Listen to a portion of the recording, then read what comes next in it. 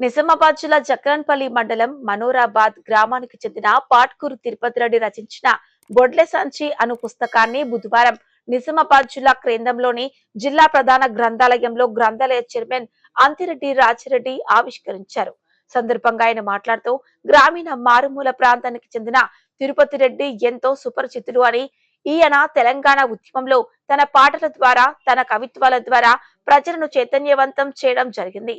తెలంగాణ ప్రత్యేక రాష్ట్రం కొరకు తన వంతు పాత్ర పోషిస్తూనే నేడు బొడ్లె సంచి అనే పుస్తకాన్ని కూడా రాయడం చాలా సంతోషంగా ఉందని తెలియజేస్తూ, ఈ పుస్తకాన్ని మా గ్రంథాలయంలో రీడర్స్ చదవాలని సూచన చేస్తూ, మరి ఇప్పటికిప్పుడే తెలంగాణ రాష్ట్రంలో కవులు, కళాకారులు, రచయితలు ముందుకు వస్తున్నారని, వారికి మా గ్రంథాలయం తరఫున పూర్తి సహాయ సహకారాలు అందిస్తామని తెలియపరుస్తూ, బొడ్లె సంచి కథాంశం రాసిన మిత్రుడు రచయిత తిరుపతి రెడ్డికి హృదయపూర్వక శుభాకాంక్షలు తెలిపారు.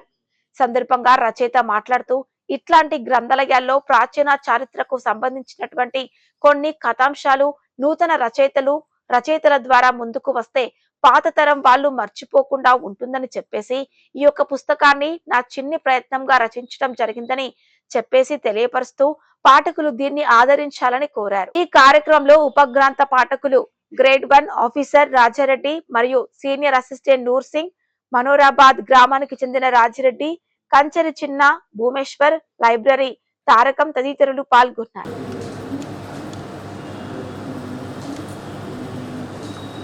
రెడ్డి గారు మంచి తెలంగాణ ఉద్యమకారుడు, అదేవిధంగా తెలంగాణ ఉద్యమం కొరకు చాలా కష్టపడే వ్యక్తి. అదేవిధంగా ఈరోజు ఆయన ఒక బొడ్ల సంచి అనే పుస్తకం రాయడం జరిగింది. కాబట్టి ఆయనకు మా లైబ్రరీ తరఫు నుంచి ఆయనకు శుభాకాంక్షలు, ధన్యవాదాలు తెలియజేస్తాను.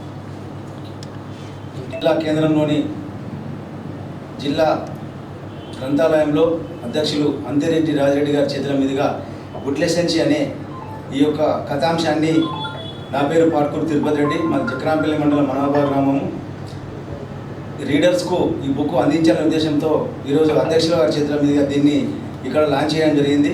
వారు మాకు సుపరిచితులు, చిన్నప్పటి నుంచి మంచి మిత్రతున్న వ్యక్తి. మరాలు ఈ నిజామాబాద్ జిల్లా కేంద్రంలోని ప్రధాన గ్రంథాలయానికి చైర్మన్గా నియమించబడిన తర్వాత వారిని కలిసిన తర్వాత, అన్న ఒక బుక్ రాస్తున్నారు, దాన్ని మీ చేతుల మీద లాంచ్ చేసి మీ గ్రంథాలయంలోని రీడర్స్కు అందించాలనే ఉద్దేశం ఉందంటే, తప్పకుండా రా, దాన్ని మనం లాంచ్ చేద్దాం, మన రీడర్స్కి అందిద్దామని చెప్పడం జరిగింది. చాలా సంతోషంగా భావిస్తూ ఈరోజు నిజామాబాద్ జిల్లాలో ఉన్నటువంటి ముఖ్యంగా రీడర్స్కు చిన్న గమనిక ఏంటంటే, ఇప్పుడిప్పుడే పైకొస్తున్న రచయితలు మన తెలంగాణలో ఉన్నారు. తెలంగాణ ప్రత్యేక రాష్ట్రం వచ్చిన తర్వాత ప్రాచీన వస్తువులపైన, కళాకృతులపైన, ప్రాచీన చరిత్రపైన, తెలియని విషయాలపైన లోతుగా అధ్యయనం చేసి ఇట్లాంటి నాకు చిన్న ప్రయత్నంగా ఈ బొడ్లె సంచి రాయడం జరిగింది. చిన్నప్పుడు మన అమ్మమ్మ నాన్నమ్మ దగ్గరికి పోతే బొడ్లె సంచిలో ఉన్న సున్నంకాయని కానీ దాన్ని చూసి చిల్లర పైసలు ఉంటే మనకు వాళ్ళు ఇస్తే ఎంతో సంతోషపడేది.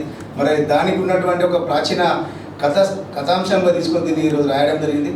ఇప్పుడు మన మహబూబ్నగర్ జిల్లాలో మిత్రుడు గోపాల్ అని ఒక టీచరు దండకడేం అనే ఒక కథాంశం రాసిండు. దండకడేం అంటే దానికి ఒక చరిత్ర ఉంది.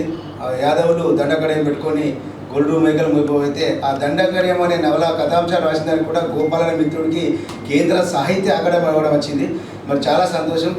ప్రత్యేక తెలంగాణ రాష్ట్రం ఏర్పడిన తర్వాత కవులు, రచయితలు, కళాకారులు చాలా మంది పైకి వస్తున్నారు. వాళ్ళ రచనలు ఇట్లాంటి పెద్దలు ఇంకా ప్రోత్సహించి సహకరించి ఇలాంటి వారికి మీరు సహకారం అందించి ఇంకా కొత్త రచయితలు మీరు వెలుగులోకి తీసుకొచ్చి వాళ్ళు అభినందించాలని కోరుతూ థ్యాంక్ యూ.